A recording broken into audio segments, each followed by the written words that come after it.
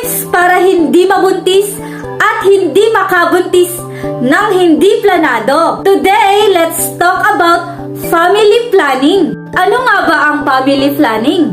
Ang family planning ay konsiderasyon na kung ilan ang magiging anak na gusto ng pamilya. Ito din ay ang paggamit ng ligtas at epektibong contraceptives upang ipagliban ang pagbubuntis. Ibig sabihin, pwede kang magka-baby kung gusto mo na o pwedeng itigil kapag kumpleto na ang pamilya. Ang importansya at benepisyo ng family planning ay may sapat na panahon sa isa't isa. Mas mabibigyan ng maraming oras at atensyon ang iyong asawa at mga anak.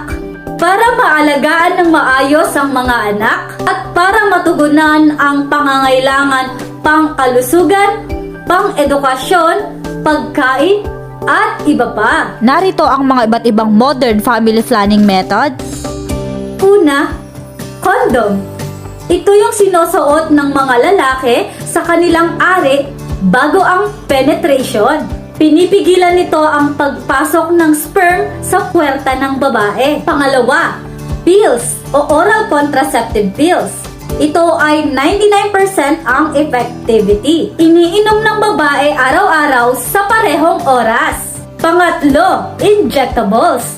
Ito ay may 99.7% ang effectivity. Ito yung tinuturok naman sa braso ng babae isang beses kada 3 buwan. Pang-apat, IUD o intrauterine device. Isa itong maliit na T-shape na nilalagay sa uterus ng babae. Pinipigilan nitong makapasok ang sperm sa puwerta at maabot ang mga egg cells. Lahat ng ito ay meron ng Trust Reproductive Health Choices, the leading provider of quality and affordable contraceptives in the country.